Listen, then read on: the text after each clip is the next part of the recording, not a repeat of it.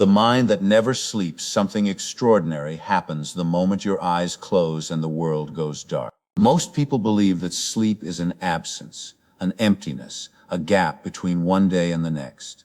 They treat it like a light switch. Click, the mind goes off. Click, it comes back on in the morning. But that is one of the most dangerous misunderstandings a human being can carry through life, because the mind never turns off. Not once, not for a single second of your entire existence. Let me share something with you that changed the entire trajectory of my work, my teaching, and frankly, my understanding of what it means to be alive. Many years ago, when my studies first brought me into the depths of the subconscious mind, a woman came to see me in Los Angeles.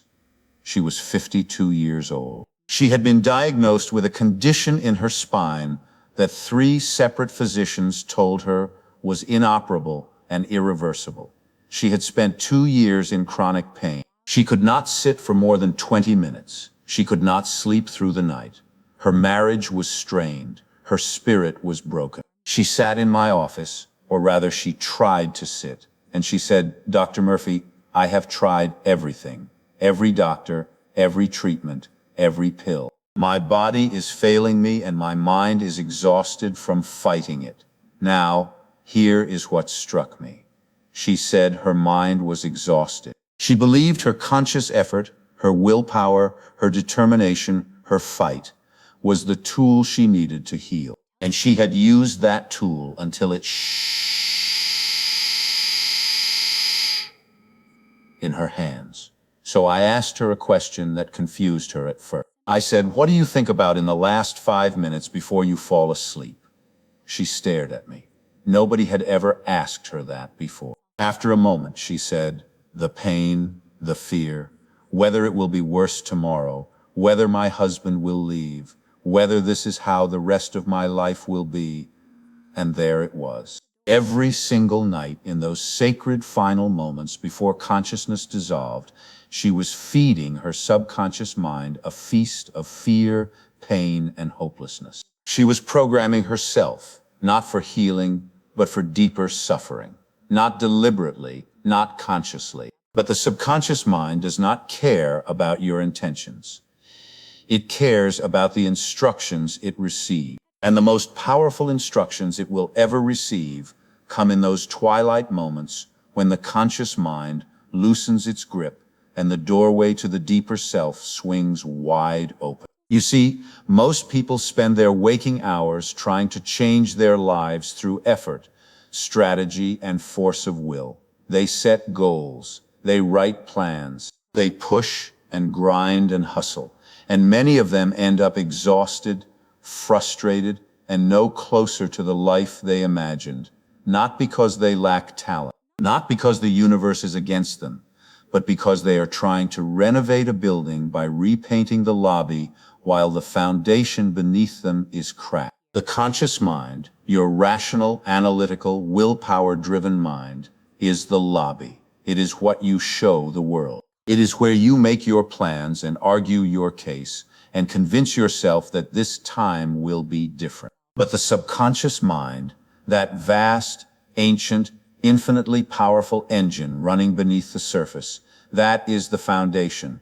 That is where your beliefs actually live. That is where your self-image is stored. That is where every experience you have ever had has been cataloged, interpreted, and woven into the invisible blueprint that your life is built upon. And here is the part that should stop you in your tracks. That blueprint is most accessible, most malleable, most open to revision during the hours you spend asleep. Think about that for a moment. The single greatest opportunity you have to reshape your beliefs, heal your body, dissolve your fears, and redirect the entire course of your existence comes not when you are awake, alert, and trying hard, but when you surrender, let go, and drift into the arms of sleep. This is not wishful thinking. This is not fantasy. This is the operating system of the human mind. And once you understand how to work with it, once you learn the art and science of nocturnal reprogramming, you will hold in your hands a power that most people never even suspect exists. Now, let me tell you what happened to that woman. After our conversation, she agreed to an experiment. Every night for the next several weeks, she was to lie in bed and, in that drowsy state just before sleep, she was to repeat one simple phrase to herself with as much feeling as she could generate. My body is healing now. My spine is whole and strong. She was not to fight the pain. She was not to argue with the diagnosis. She was not to use willpower at all. She was simply to feel the reality of those words as though they were already true, and let herself fall asleep wrapped in that feeling. She called me 11 days later. Her voice was different. The heaviness was gone. She told me she had slept through the entire night for the first time in over 2 years. The pain had not vanished entirely, but it had diminished to the point where she could sit comfortably, walk without wincing, and, this is the part she could barely get through without weeping, she and her husband had gone for an evening walk together for the first time in longer than she could remember. Within 2 months, a follow-up scan revealed something her physicians could not explain. The condition in her spine had improved to such a degree that surgery was no longer being discussed. One of her doctors used the word remarkable. What changed? Not her circumstances, not her doctors, not her medication. What changed was the instruction she gave her subconscious mind in those final moments before sleep. She stopped feeding it fear and started feeding it faith. She stopped programming failure and started programming wholeness. And the subconscious mind, that tireless, obedient, breathtakingly powerful force within her, did exactly what it was designed to do. It accepted the new instruction, and it went to work. That is what we are going to explore together, not theory, not abstract philosophy, but the living, breathing, practical mechanics of how your sleeping mind can be directed, night after night, to dismantle the doubt that has been holding you hostage, and to build in its place a new foundation of belief so solid that your outer world has no choice but to conform to it. Your mind never sleeps. The question is not whether it is working while you rest. The question is, what is it working on? Who is giving the orders? And starting from this moment forward, are you willing to take command? The architecture of doubt. There is a structure inside you that you did not build. You did not choose its materials. You did not approve its design. And yet it governs nearly every decision you make, every risk you avoid, every dream you quietly set aside because something deep in your chest whispers, that is not for someone like you. That structure is doubt, and it was not born in a single moment. It was constructed beam by beam, brick by brick, across thousands of days and tens of thousands of small, seemingly insignificant experiences. Most of them happened before you were old enough to question them. Many of them you have long since forgotten. But they are still there, embedded in the walls of your subconscious mind like rebar inside concrete. And they are shaping your life right now, whether you are aware of it or not. Let me take you back to where it begins. A child comes into this world with no doubt whatsoever. Watch an infant, watch a toddler learning to walk. That child falls down 30, 40, 50 times a day. Does the child sit on the floor and think, perhaps walking is not for me? Perhaps my legs are simply not made for this. Perhaps the other children are more gifted, and it would be wiser for me to stay seated and avoid the embarrassment of falling again? Of course not. The child gets up every single time. There is no inner critic. There is no voice cataloging failures. There is only desire and action, desire and action, desire and action, until the skill is mastered. That is the natural state of the human mind before doubt is installed. But then the architecture begins.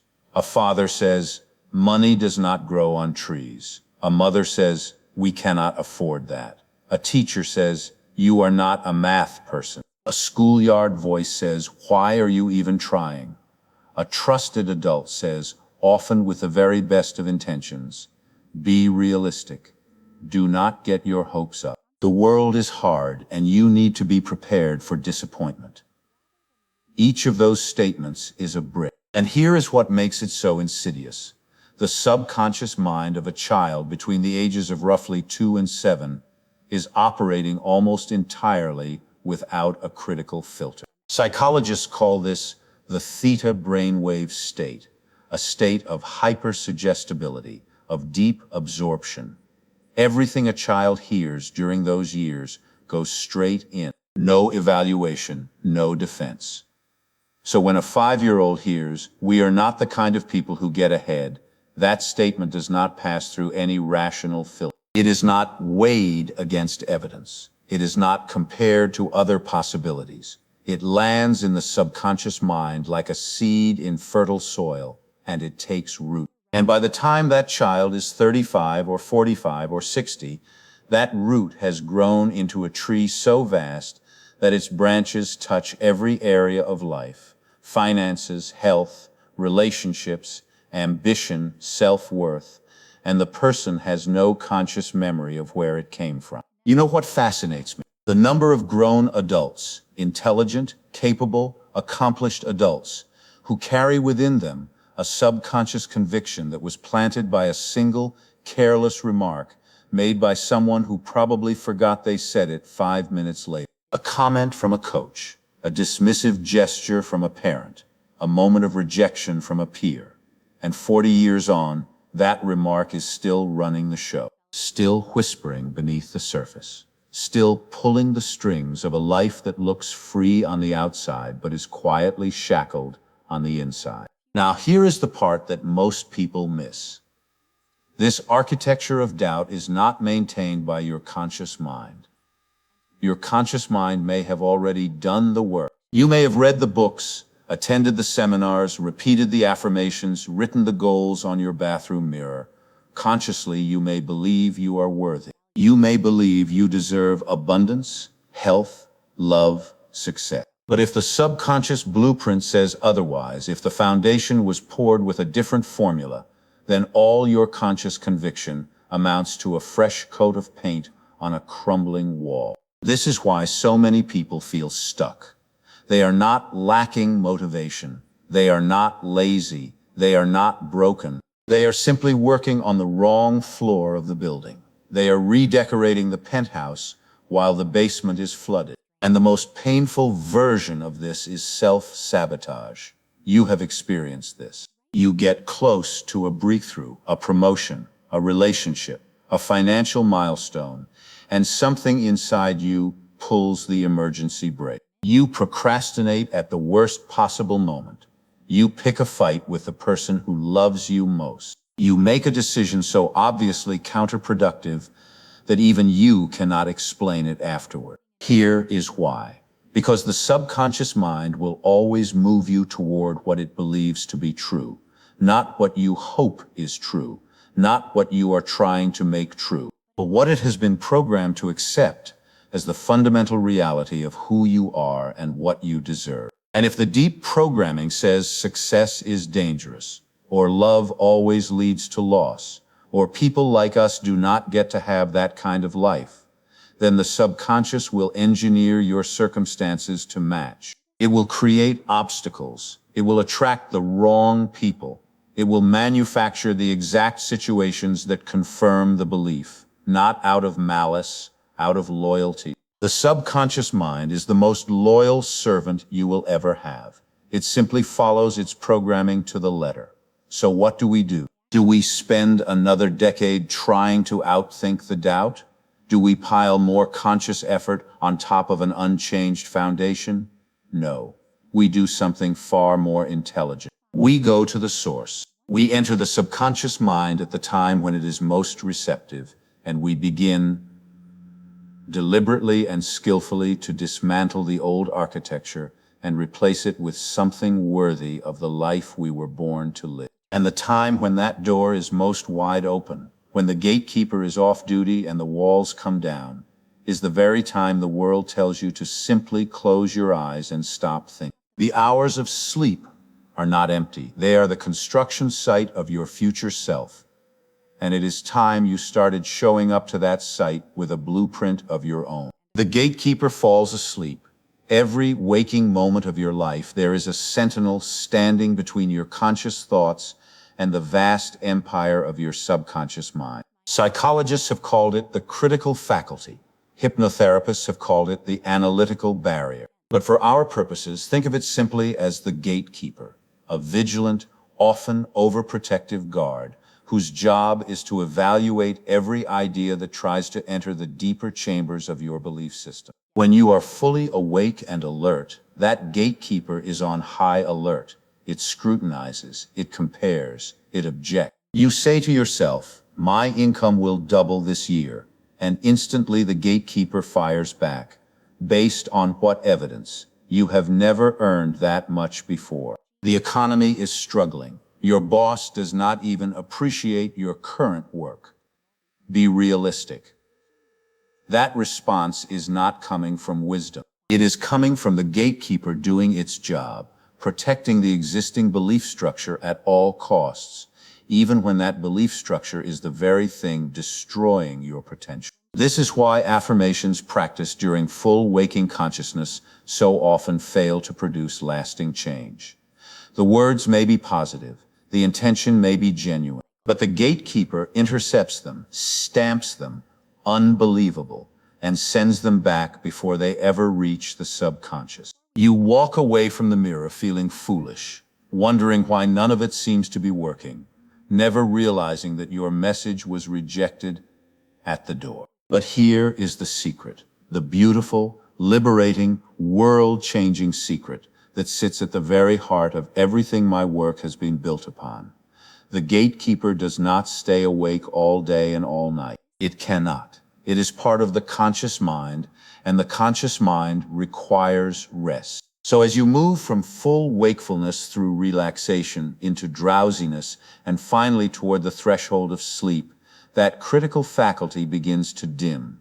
Its grip loosens. Its voice grows quieter. And in those exquisite liminal moments, what scientists call the hypnagogic state, the doorway to the subconscious swings open, unguarded, like a temple at dawn with no lock on the gate. Let me explain precisely what is happening in your brain during these moments, because understanding this will transform the way you approach every night for the rest of your life. During your fully awake and active state, your brain is producing predominantly beta waves, fast, sharp, analytical frequencies associated with logic, problem solving, and critical thinking. This is the gatekeeper's domain. Beta is where doubt lives. Beta is where your inner skeptic sharpens its arguments. As you begin to relax, lying in bed, breathing slowly, letting the tension drain from your body, your brain shifts into alpha waves.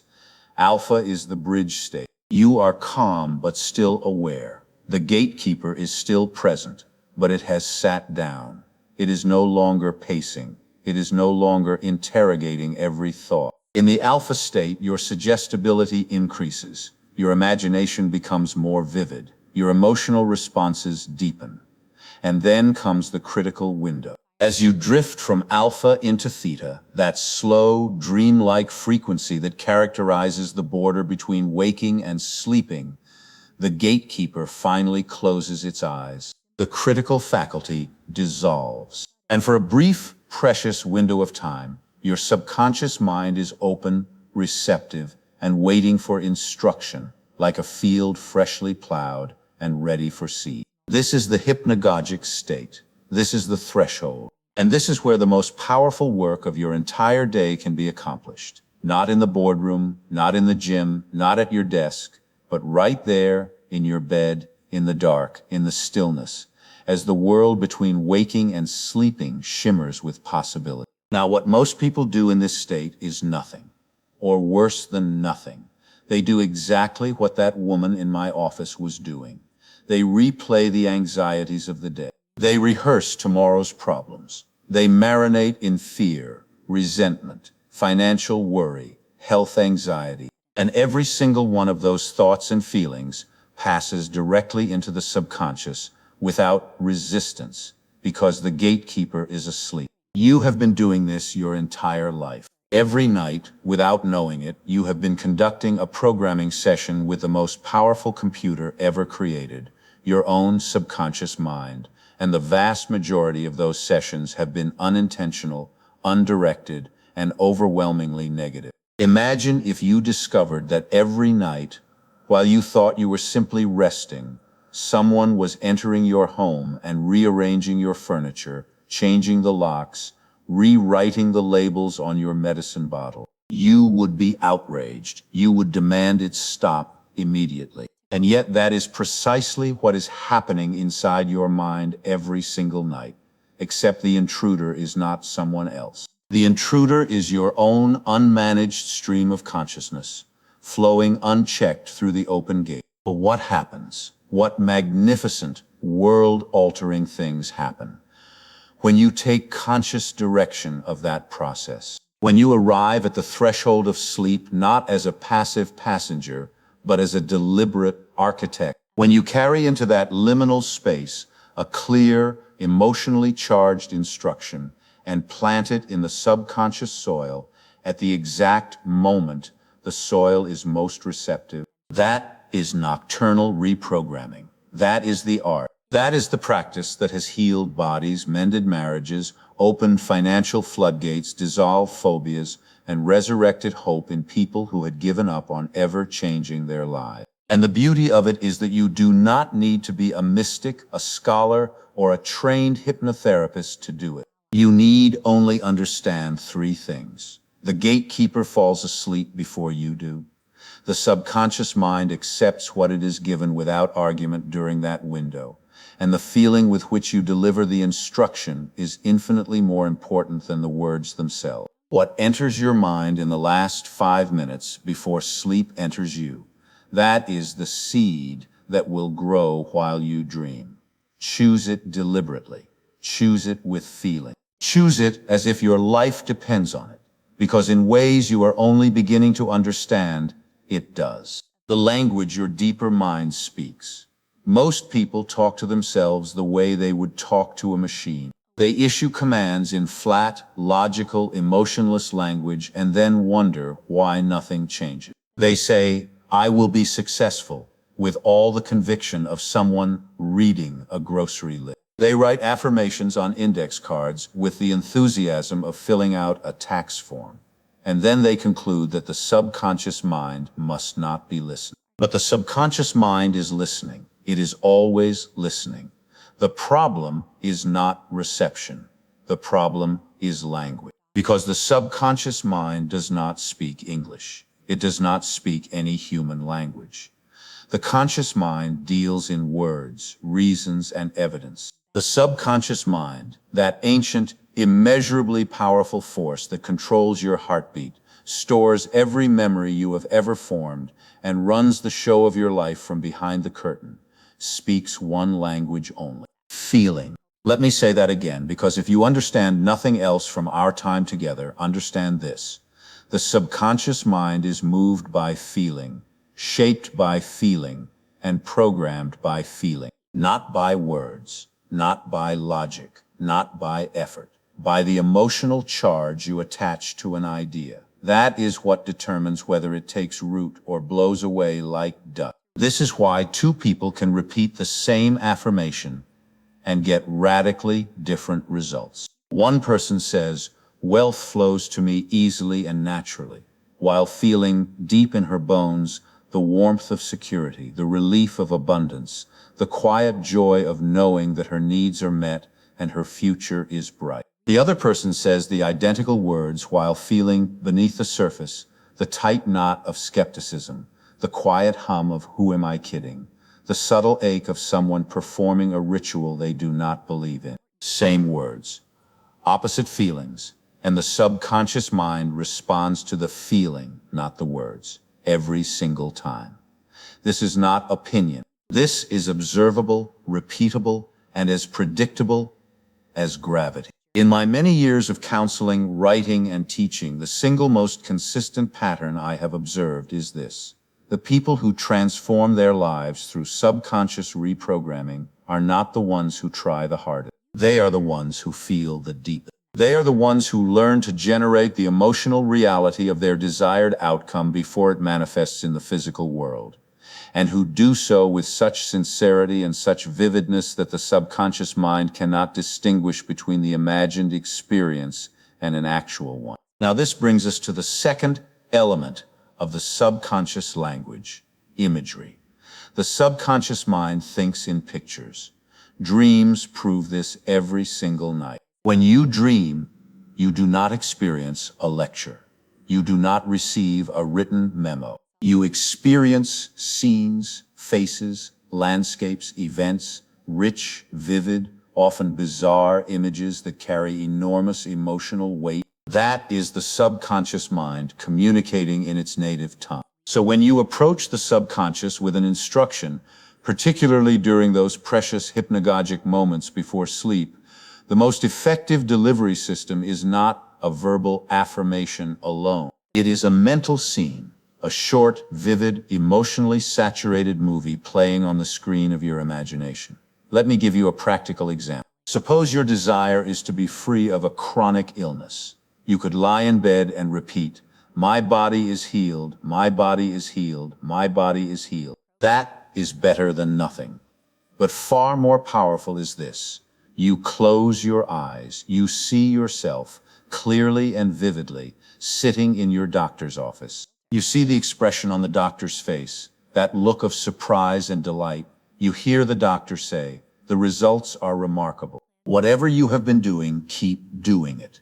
You feel the relief flooding through your body. You feel the tears of gratitude forming in your eyes. You feel your hands trembling slightly with the overwhelming realization that you are well. You let that scene play out in complete emotional detail as though it is happening right now, right here, in this very moment. And then you let yourself fall asleep inside that feeling. That is the language. That is how you speak to the deeper mind. Not in sentences, in scenes drenched in feeling. And the third element, the one that binds it all together, is repetition. The subconscious mind is not changed by a single instruction, no matter how powerful. It is changed by the consistent nightly repetition of that instruction until the new belief displaces the old one.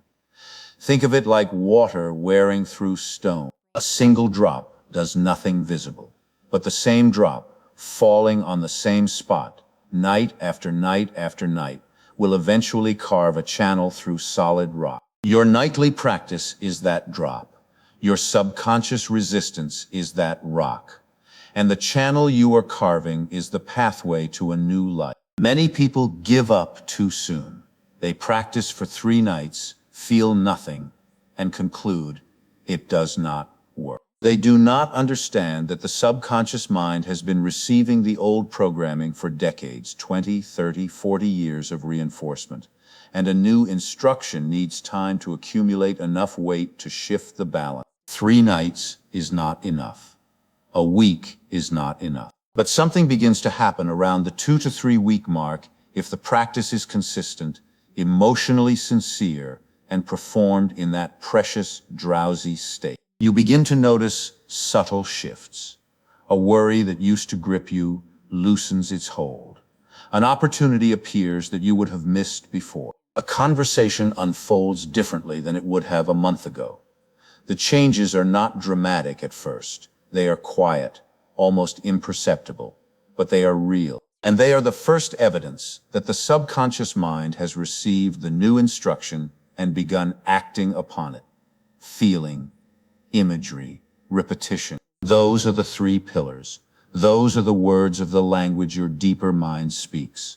Learn them, practice them, master them, and you will have the ability to rewrite any belief, heal any wound, and redirect any life, including your own, from the inside out. And the classroom where you will do your most important learning is not a lecture hall or a seminar stage. It is your pillow.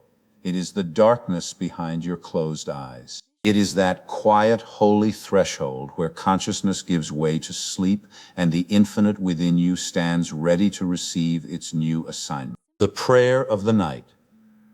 Before we go any further, let me share something deeply personal. Because everything I have taught about the subconscious mind, every book, every lecture, every technique, grew out of a practice that began not in a laboratory or a library, but on my knees beside my bed in the quiet hours when no one was watching. My nightly prayer was never what most people imagine prayer to be. It was not a list of requests shouted into the void. It was not bargaining with God for favors. It was not reciting words from a book while my mind wandered to tomorrow's errand. My prayer was something far more intimate, far more deliberate, and far more powerful than any of that. Every single night, and this was my practice for years upon years, before sleep took me, there was a conversation between my conscious mind and the infinite intelligence that operates through the subconscious. Not a monologue, a conversation. Because prayer, real prayer, is not about asking. It is about aligning. It is about bringing the feeling of your desire into such vivid, present tense reality that the subconscious mind, which is your connection to the universal, has no choice but to accept it as done. Let me walk you through exactly what this looked like. Many of those nights, especially in the early years of my work, there was tremendous uncertainty in my life. Financial difficulty,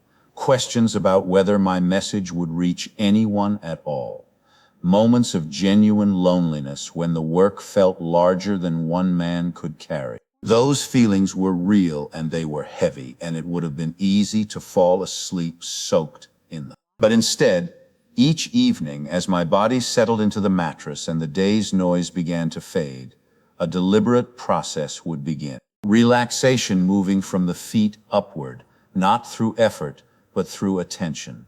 Just noticing each area and allowing it to let go. By the time the relaxation reached my forehead, the mind had already begun its descent into that soft, receptive haze where the gatekeeper starts to nod. And there, right there, in that delicious drowsiness, the real work would begin. Whatever I most needed to plant in my subconscious that night, whether it was healing for my body, clarity for a decision, or a deep conviction about the direction of my work, that was the seed, and this was the plant. The technique was deceptively simple. In that drowsy state, with the critical mind fading, a single scene would form in my imagination. Not a complex narrative, not a lengthy visualization requiring concentration, just one scene, brief, vivid, and drenched in feeling, that implied my desire was already fulfilled. For instance, during a period when financial strain was acute, the scene was this: standing in my study, looking at a letter confirming the successful publication and broad distribution of my book, feeling the weight of the paper, sensing the satisfaction that comes not from money itself, but from knowing that the message was reaching people who needed it, feeling gratitude so thick it was almost physical, a warmth spreading from my chest outward, as though my body itself was celebrating. And then, while that feeling was at its peak, allowing sleep to take me gently, like a tide carrying a ship from shore. That was it. No straining, no forcing, no 20-minute visualization requiring ironclad concentration. Just a feeling-soaked scene held in the drowsy state, released into sleep. Simple enough for a child, powerful enough to reshape reality. And it did reshape reality. Within months, circumstances rearranged themselves in ways my conscious mind could never have planned or predicted. The right person appeared.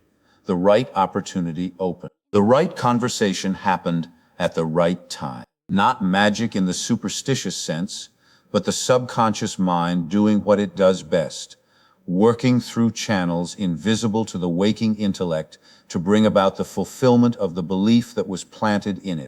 Now, my personal practice was rooted in a spiritual truth, that the subconscious mind is not merely a psychological mechanism, but a channel through which infinite intelligence operates. You may use different language, you may approach this from a scientific or philosophical perspective.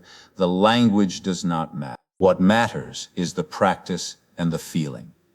Let me tell you about a man named Robert, not his real name, but his story is real and it is extraordinary. Robert came to one of my lectures in the late 1950s.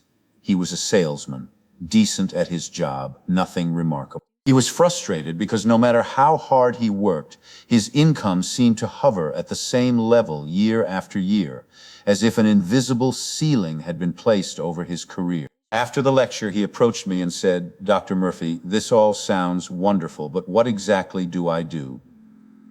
Give me something specific." So I gave him the simplest instruction I could. Every night, as he was drifting off to sleep, he was to imagine his sales manager congratulating him, just that, nothing more. He was to hear the voice, see the handshake, feel the pride and satisfaction of a job done exceptionally well. And he was to fall asleep in that feeling every single night without exception. Robert was skeptical, but desperate enough to try. For 2 weeks, nothing obvious happened. But somewhere in the third week, something shifted. He felt different, more confident, less anxious, naturally persuasive from some deep, quiet certainty that things were working out. By the end of the second month, his sales numbers had increased by over 40%. His manager did congratulate him.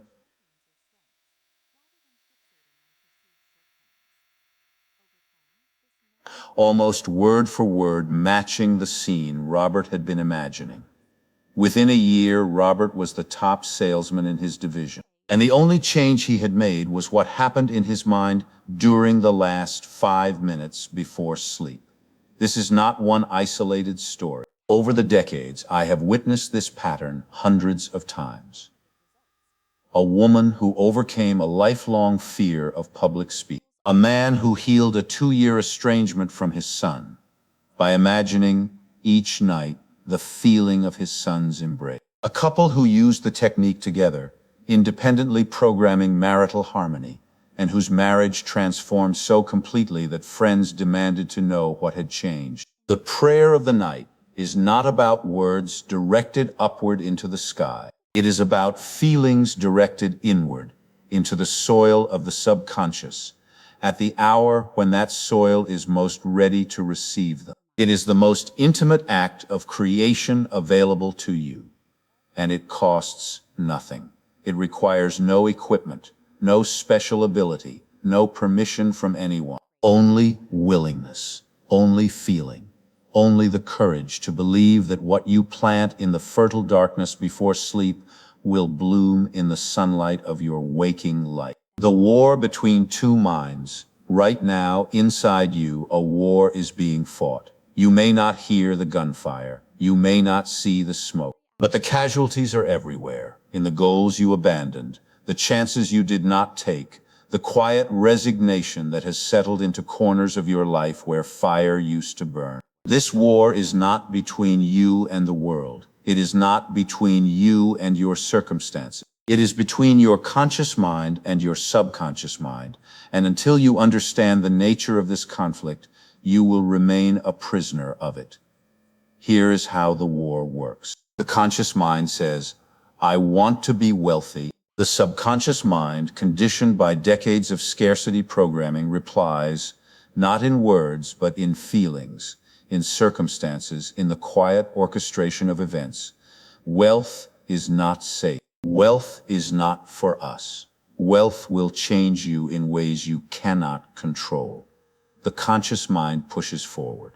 The subconscious mind pulls back. And the human being caught in the middle feels stuck, confused, and increasingly frustrated by a life that seems to resist every effort to improve. Or the conscious mind says, "This relationship is exactly what I have been longing for." And the subconscious mind, scarred by old abandonment, old betrayal, old grief, never fully processed, begins its sabotage campaign.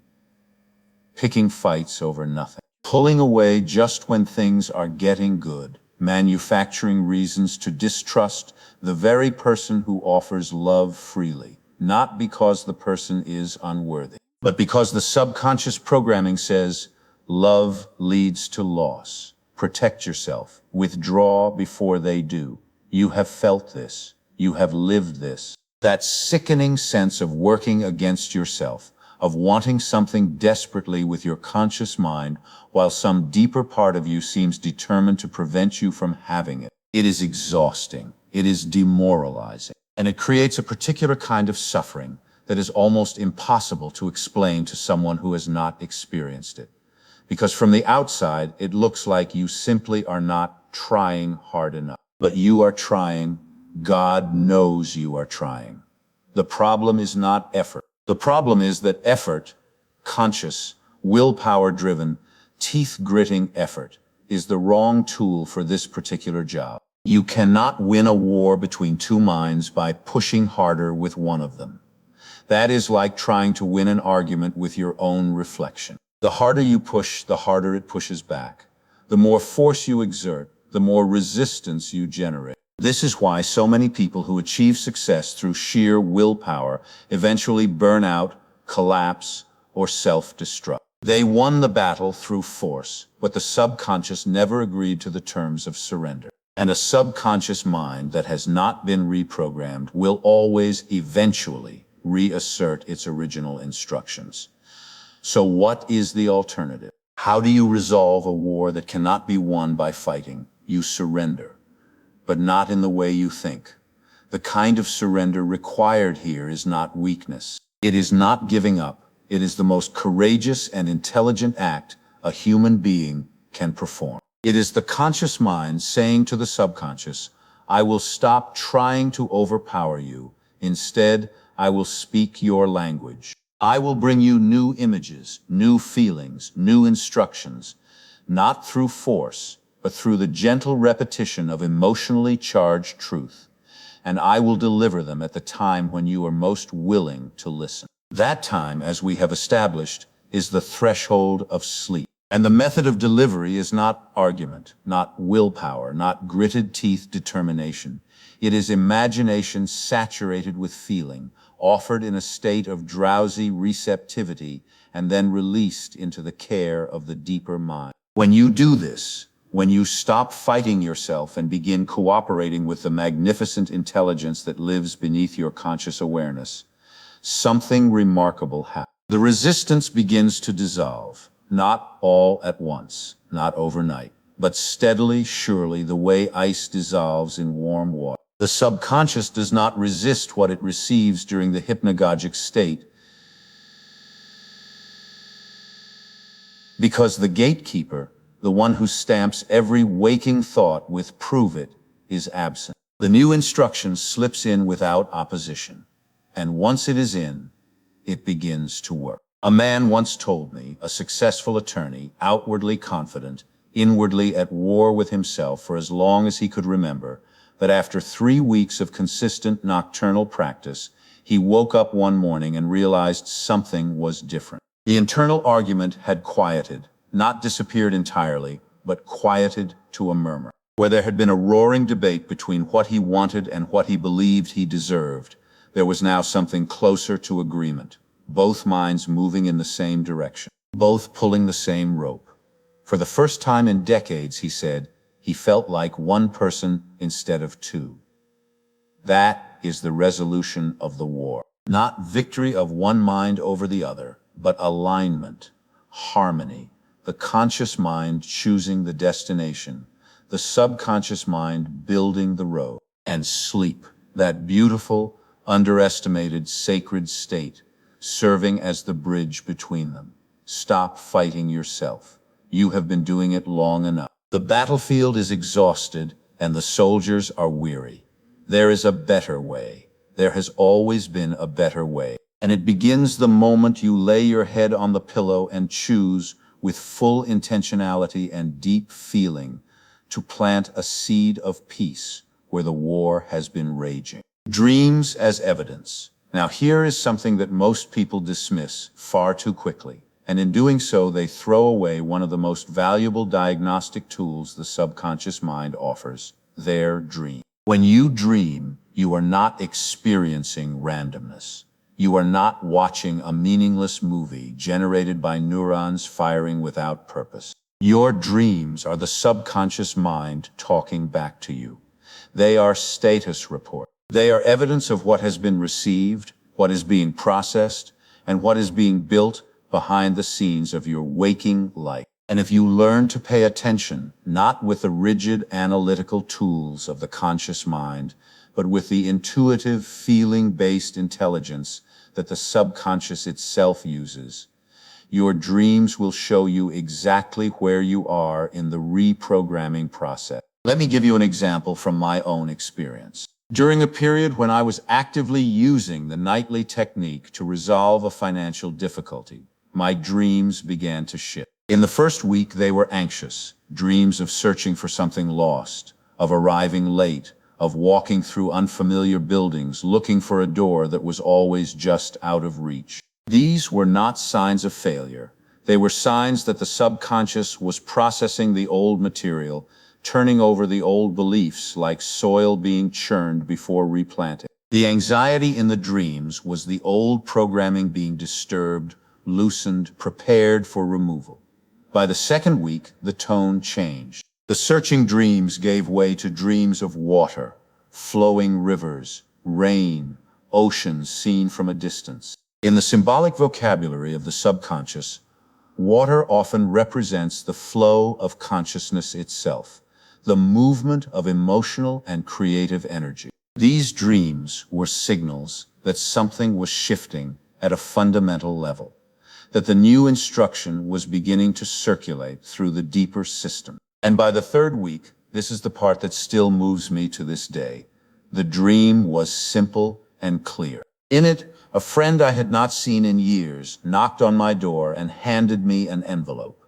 Inside the envelope was a check, not for any specific amount that I recall, but the feeling in the dream was overwhelming relief, gratitude, the sense that something had been resolved, that a weight had been lifted, that the answer had arrived. Within 2 weeks of that dream, the financial situation shifted in a way that my waking mind had not foreseen or planned. An opportunity presented itself through a contact I had nearly forgotten, and the resolution came not through struggle, but through what felt like a natural unfolding, as if the path had been cleared in advance and I was simply walking down it. Were the dreams predictive, in a sense, but more accurately, they were reflective. They were showing me that the subconscious mind had accepted the new programming and was already at work rearranging circumstances to manifest it. The dream of the envelope was not fortune-telling.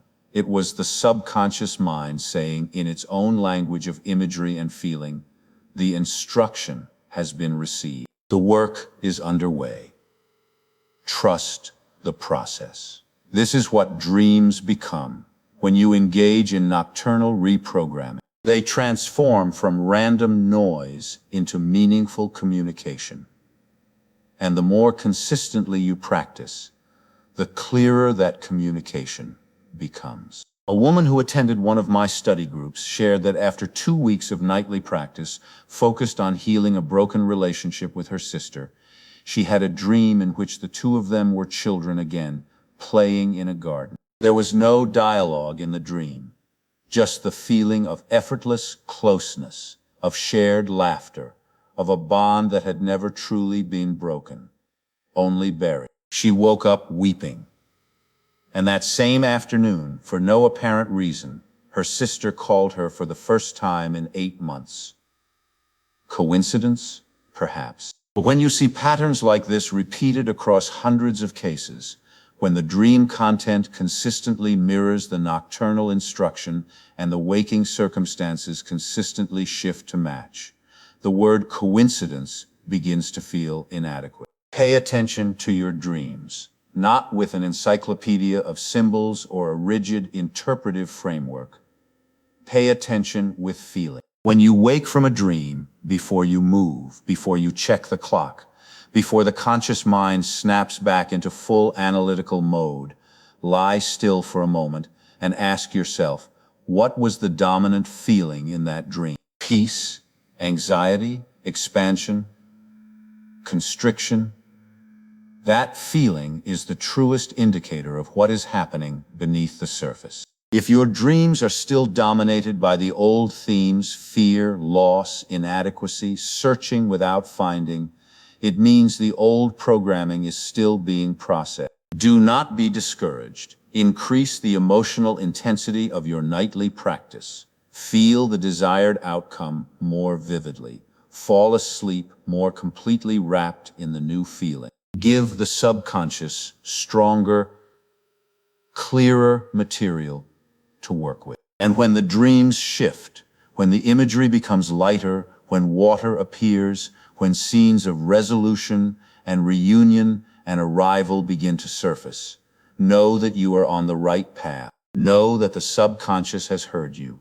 Know that the rebuilding has begun. Your dreams are not noise. They are letters from the deepest part of yourself, written in a language older than words. Learn to read them. They will tell you things your waking mind cannot see, and they will confirm with a certainty that no external evidence can match, that the transformation you are seeking is already underway. The 30-night experiment.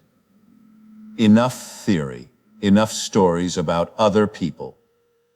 Let us talk about you. Specifically, let us talk about what you are going to do starting when you go to sleep after this. Not next week, not when you feel ready, not after you have read 3 more books on the subject. This is your moment. And the challenge is simple. Give me 30 nights, 30 consecutive nights of deliberate, focused, emotionally sincere, subconscious reprogramming. Not 30 attempts scattered across 3 months. Not 22 nights with 8 nights off because you were tired or distracted or skeptical. 30 consecutive nights. That is the commitment, and it is non-negotiable if you want results that are real and lasting. Here is exactly what you are going to do. First, choose one, and only one, area of your life where you desire transformation. Not 5 areas, not a wish list. One thing. The reason for this is important. The subconscious responds best to concentrated, consistent instruction. Scatter your focus, and you scatter the energy. Choose the one area that, if it changed, would have the greatest impact on everything else. For some of you, that is health. For others, financial freedom. For others, a relationship that needs healing or a fear that needs dissolving. Choose the one that matters most and commit to it for all 30 nights. Second, construct your scene. Remember the principles we discussed. The subconscious speaks in feeling and imagery, not logic. So you need a short mental scene, no longer than 30 seconds to a minute, that implies your desire is already fulfilled, not the process of achieving it, not the hard work along the way, the end result, already done, already yours. If your desire is physical healing, your scene might be a doctor congratulating you on remarkable results. If your desire is financial abundance, your scene might be checking your bank balance and seeing a number that makes your heart sing. If your desire is a healed relationship, your scene might be an embrace, a shared meal, a moment of genuine laughter with the person you love. Whatever the scene is, it must feel natural to you. It must be something you can imagine vividly. And it must generate a powerful emotional response, gratitude, relief, joy, peace, when you picture it. Third, here is the nightly protocol. Get into bed. Lie in whatever position is most comfortable. Begin relaxing your body consciously, not through effort, but through gentle attention. Feel your muscles softening, your breathing slowing, the noise of the day receding like a tide pulling back from shore. Do not set a timer. Do not rush. Let the drowsiness come naturally. When you feel yourself entering that hazy, half-awake state, when your thoughts begin to drift and the sharp edges of consciousness start to blur, that is your moment. Begin playing your scene. See it, feel it, hear whatever sounds belong in it. But above all, feel the emotion. Let the feeling of your fulfilled desire saturate every cell of your body. Let it be so real to you that if someone shook you awake and asked what was happening, You would answer as though you were describing an actual event. And then, this is crucial, let sleep take you while you are still inside that feeling. Do not finish the scene and then lie awake thinking about it. Do not analyze. Do not wonder if it is working. Let the feeling carry you into sleep the way a river carries a leaf downstream. Fall asleep in the wish fulfilled. That is the instruction. That is the technique. That is the entire practice. Now let me tell you what to expect, because I do not want you to be caught off guard. During the first week, your conscious mind will fight you. It will call you foolish. It will generate counter-arguments. It will remind you of every reason your desire is impossible. This is normal. This is the gatekeeper sensing that its authority is being bypassed and throwing a tantrum. Do not engage with it. Do not argue with it. Simply return to the scene and the feeling. The gatekeeper cannot follow you into sleep. It will rage at the doorstep, but it cannot cross the threshold. During the second week, you may notice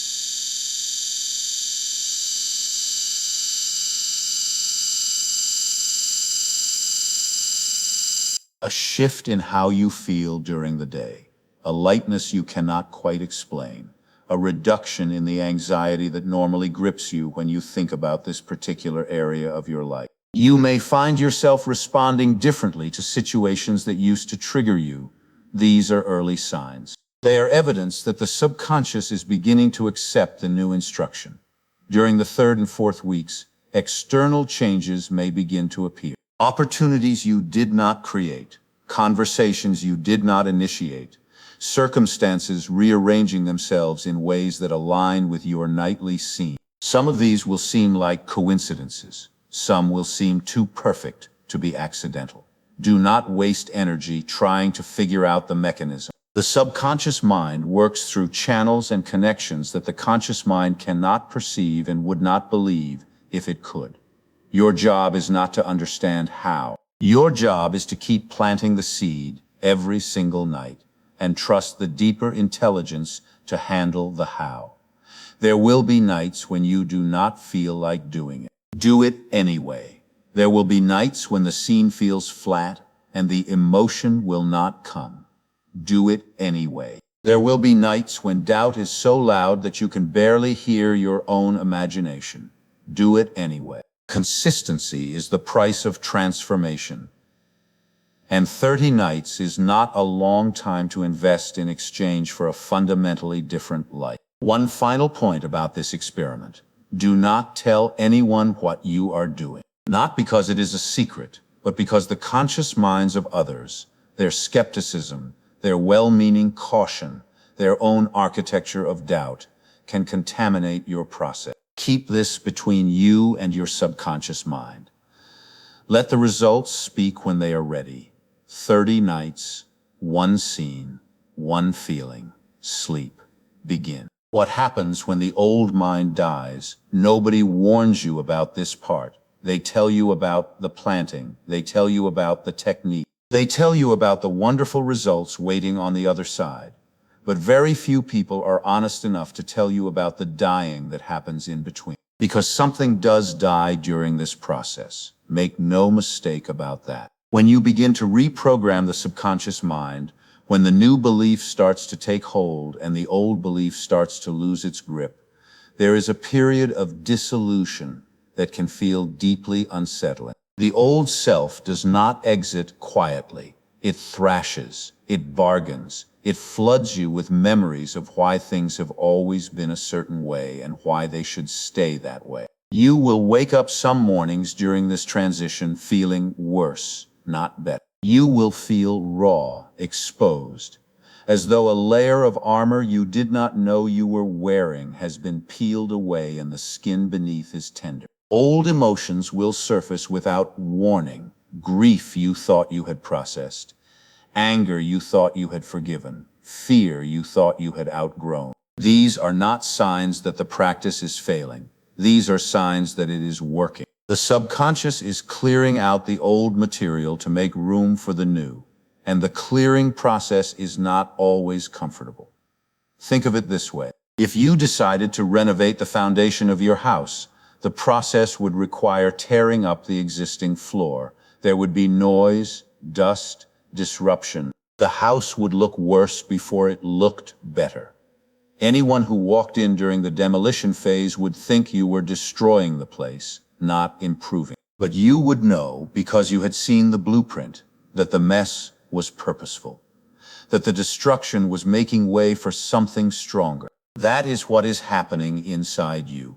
The old beliefs, the ones that told you that you were limited, undeserving, fragile, incapable of real change, they built a foundation. A crooked, undersized, fear-based foundation, but a foundation nonetheless. Your life was built on it. Your identity was built on it. And when that foundation begins to crack and shift, the structures built on top of it will shake. Relationships that were held together by the old identity may strain. Habits that serve the old self may suddenly feel intolerable. You may find yourself weeping for reasons you cannot articulate, or feeling a strange spaciousness where anxiety used to live, as though a piece of furniture that has been in the same spot for 20 years has been suddenly removed and the room feels unfamiliar. Let me be very direct with you here, because this is where many people abandon the process. They mistake the discomfort of transformation for evidence that something is going wrong. They feel the old self dying and they panic. They rush back to the familiar, back to the old beliefs, back to the cramped but known territory of their former identity, and they tell themselves that the experiment did not work. But the experiment was working. The discomfort was proof of it. You do not feel growing pains unless you are growing. You do not feel the old self dying unless a new self is being born. The only question is whether you have the courage to sit with the discomfort long enough for the new foundation to set. Here is what I have learned from my own experience and from watching countless others go through this passage. The discomfort is temporary, but the transformation is permanent. The period of dissolution rarely lasts more than a few weeks. And on the other side of it, on the other side of the confusion and the tenderness and the strange grief of releasing who you used to be, there is a clarity and a peace and a sense of rightness that you have never experienced before. Because for the first time, perhaps in your entire life, your conscious desires and your subconscious beliefs are pointing in the same direction. The war is over. The house has a new foundation. And the life you build upon it will be unlike anything the old version of you could have imagined. When the old mind dies, let it go. Do not mourn it any longer than necessary. It served you as well as it could with the programming it was given. But it was never the truth of who you are. It was a construct, assembled from other people's fears, other people's limitations, other people's failures to imagine a bigger life. The real you, the you that has been waiting beneath that construct for decades, is finally emerging. Trust the process. Trust the discomfort. Trust the death. Because what follows is a resurrection. The sleeper awakens. Here is the great paradox that sits at the center of everything we have explored together, and I want you to carry it with you for the rest of your life. The path to waking up runs through sleep. The most profound act of consciousness you will ever perform takes place when consciousness itself dissolves. The person who masters the art of deliberate, feeling-drenched, faith-soaked entry into sleep is, and there is no other way to say this, the most awake person in any room. Because the world is full of people who are technically alert, eyes open, caffeine flowing, schedules packed, but who are profoundly asleep to their own power. They walk through their days executing the programs installed in childhood, reacting to circumstances they believe are beyond their control, and never suspecting that the operating system running their life can be rewritten. That is the real sleep. That is the true unconsciousness. Not the kind that happens when your head hits the pillow, but the kind that happens when you go through an entire lifetime without realizing that the subconscious mind you carry within you is an instrument of infinite creative power, and that you have the right and the ability to direct it. You are no longer that person. From this moment forward, you know something that changes everything. You know that every night is an opportunity. Every moment of drowsiness is a gateway. Every descent into sleep is a conversation with the deepest, most powerful part of yourself. A part that does not know the meaning of the word impossible, that has no concept of failure, and that will work tirelessly, ceaselessly, and ingeniously to bring into your physical experience whatever belief you plant in its soil with genuine feeling. The woman with the spine condition is walking freely. Robert is leading his sales division. The man at war with himself finally has peace. The sister who called after 8 months of silence did not know why she picked up the phone, but the subconscious knew. It always knows. It always moves. It always delivers. Now it is your turn. Not someday. Not after more preparation. Not after the circumstances improve, or the fear subsides, or the timing feels right. The timing will never feel right to the conscious mind, because the conscious mind is the gatekeeper, and the gatekeeper's job is to maintain the status quo. You must move in spite of it. You must plant the seed in the drowsy soil before the gatekeeper can talk you out of it. You must feel the wish fulfilled so vividly that it becomes more real than the doubt, and then release it into sleep with the quiet confidence of a farmer who knows that what is planted in good soil at the right time with proper care will grow. The subconscious mind never argues. It never questions. It never says, "You are too old for this," or "You have failed too many times." It simply accepts what it is given and goes to work. What a magnificent gift. What an extraordinary instrument you carry within you. And what a tragedy, what an unspeakable, unnecessary tragedy to go through life without ever using it. Do not let that be your story. You have the knowledge now. You have the technique. You have 30 nights ahead of you that can change the next 30 years. Use them. Use every single one of them. Lie down each evening, not as a tired body seeking escape from the day, but as a conscious creator approaching the most powerful workshop in the universe, the workshop of the sleeping mind. And when morning comes, when the light touches your face and the world calls you back to the surface, open your eyes knowing that something has changed, something deep, something permanent, something that the old version of you would not have believed possible. The sleeper has awakened. And there is no force in this world, no doubt, no circumstance, no voice from the past that can put you back to sleep again.